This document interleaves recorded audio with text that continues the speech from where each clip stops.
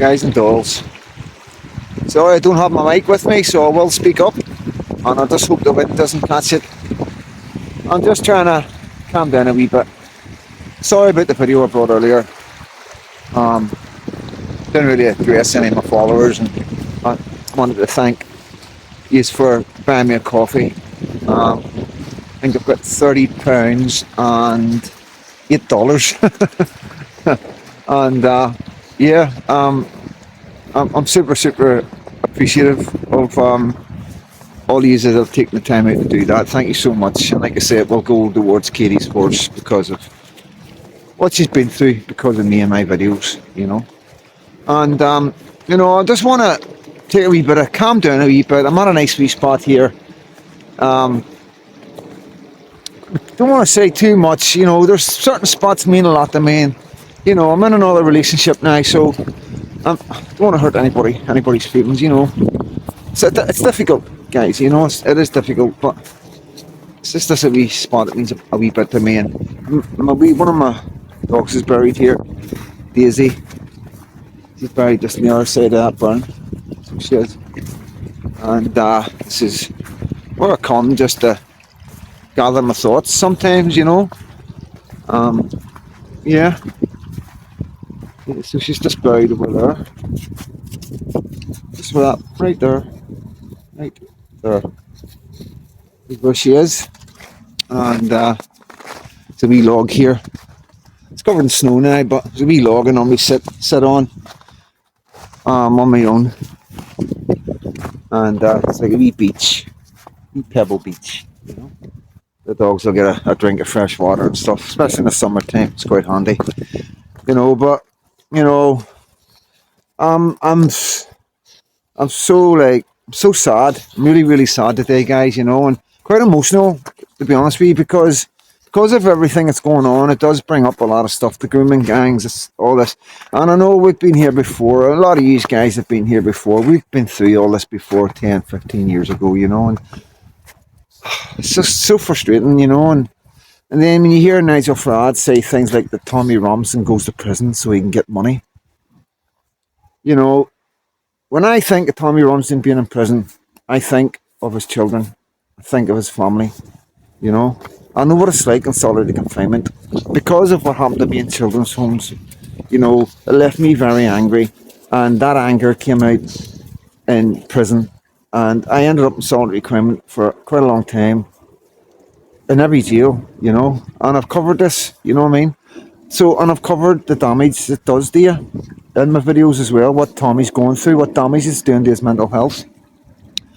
So whenever you hear somebody in such a powerful position with so much money come out and say that about one of our boys, one of our lads, our working class guys that's been persecuted so much, it does genuinely break my heart, and I could cry. I genuinely could cry, guys, you know.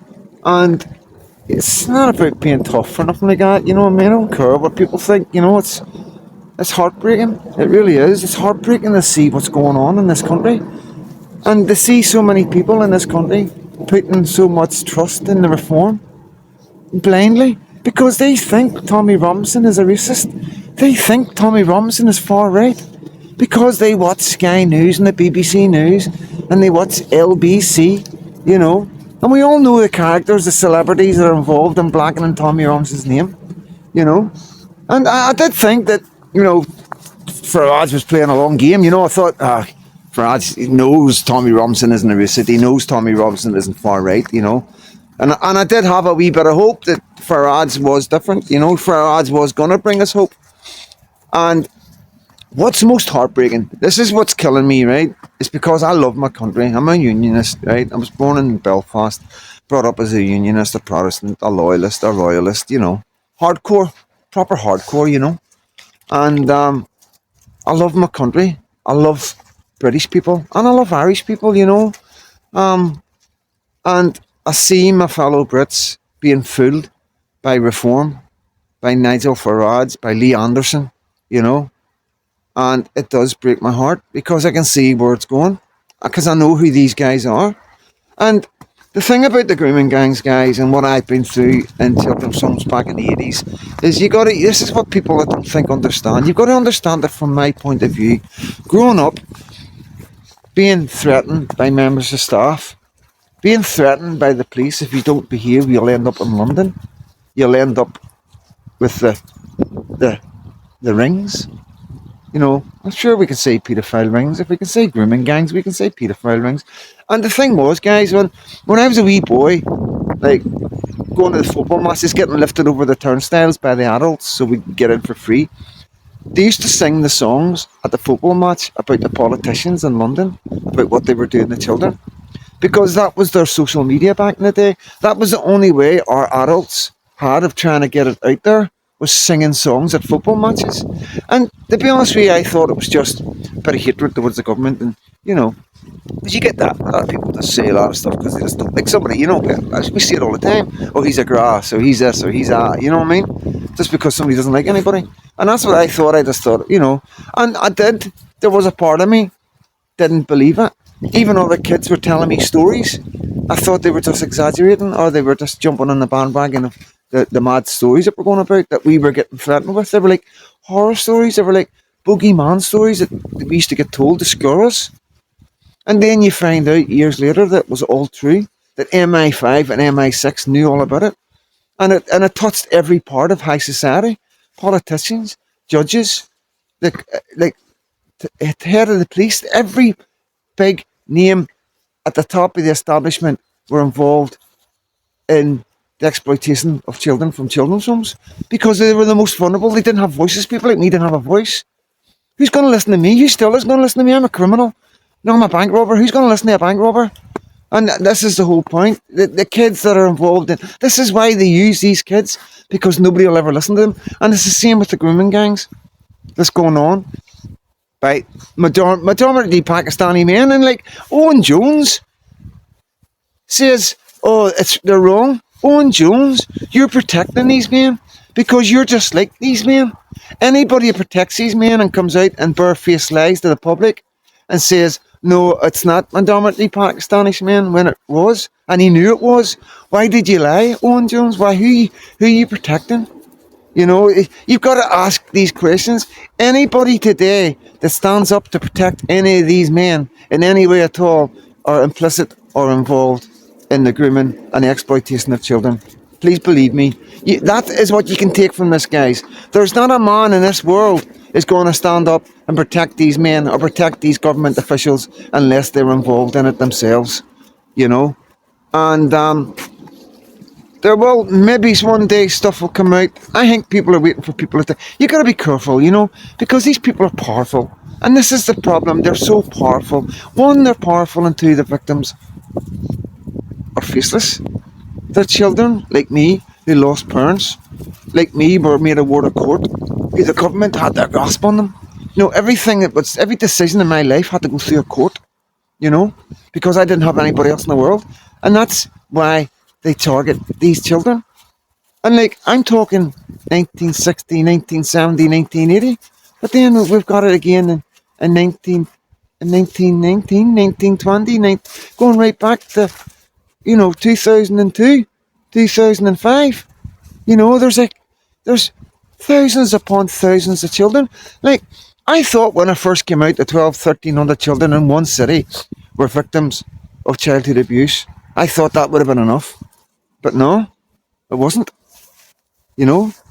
And today, again, you know, we're hearing the same thing. And guys, it's just so hard. And you've got to understand, I'm not here trying to get views. I'm not here trying to make money. I promise you that. I'm here because I'm able to talk about stuff. I'm able to come to my platform with a fair degree of certainty about what I say, because I lived it, because I've spoke to eyewitnesses, you know. I've researched it. I get stuff sent to me. People email me stuff constantly, stuff that I can never show you or bring to you. I'm like, this stuff should be going to the police, but the police won't touch it. The police won't touch it because of who they are, you know. And I keep on saying this, and I've got Britain, please, anybody out there that's happens to watch this video that has any influence at all, we need working class people in power. We need people who have lived the hardships of this country. We need people who have lived the life of like persecution. The people who haven't had voices. It's time for a change. Why are we keeping on putting public schoolboys in power? Public schoolboys who have been lifted and laid, silver spoon kind of schoolboys and girls. They come from rich families. They don't know any hardship at all.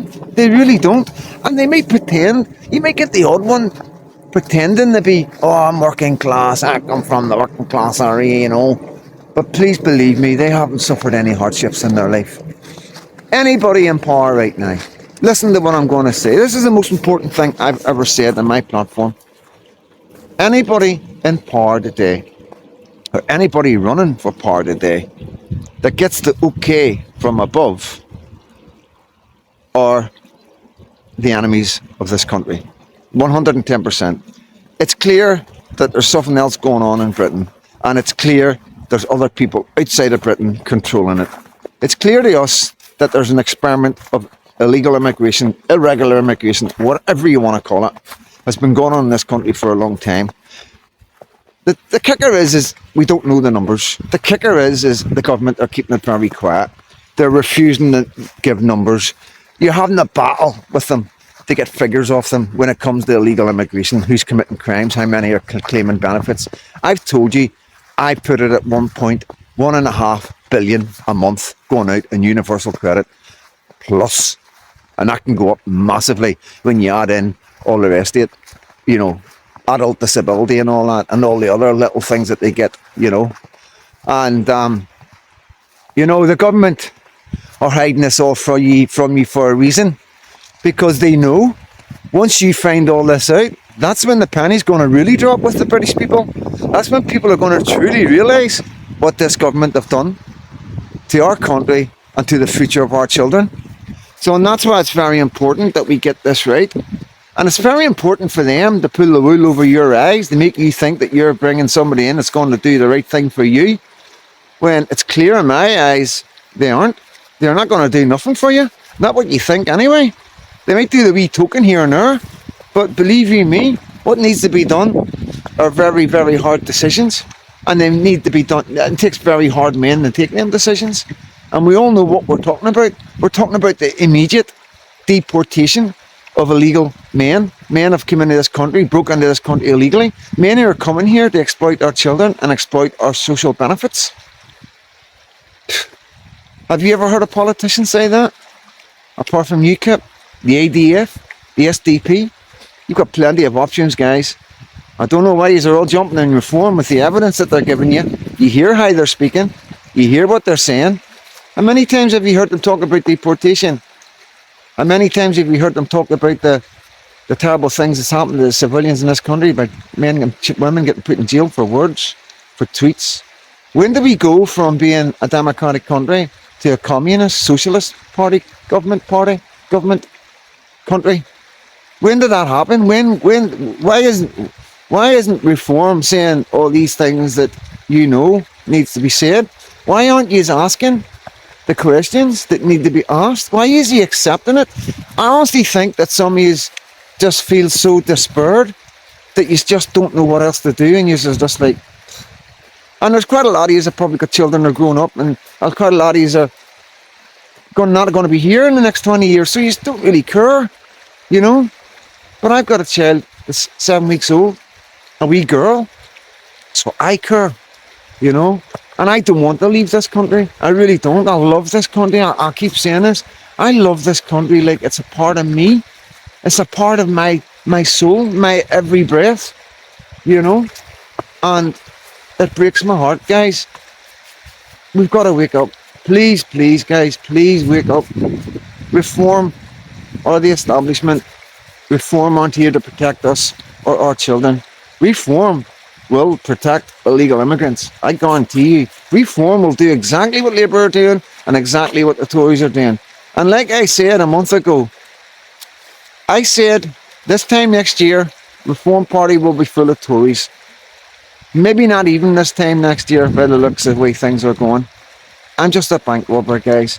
I'm just a guy out with my dogs, you know. I've got no education, you know. I I struggle through life. I struggle with so many things socially, and just because of what I've been through. I find it hard to communicate and socialise with normal people because I've been around criminals, terrorists, and just really bad people all my life. All my life. We've all got our own cross to bear, you know.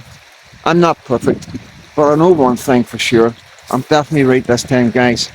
And the only way you are going to know that I'm right is by voting for reform, and then you will see exactly what I'm talking about. Listen, guys, thank you all so much for your support. If you like my stuff, give us a wee subscribe. If you like this video, take a time out, give it a wee love heart, give it a wee like. Like I say, I'll never monetize this channel. You'll always come to this channel and there'll never be adverts. And I'll never ask for money through this channel. The only reason I asked for the Buy Me a Coffee was because of the persecution that my partner endured with her horse, you know. And she's just a working class girl, just like me, who went through abuse. She was abused when she was 12 by a foreigner, and that foreigner got an unconditional discharge. And she used the money, the pittance of compensation she used to buy her horse, you know. And she struggles every month to keep the upkeep of that horse because we're just working class people. We're not horsey people. We're not snobs, guys.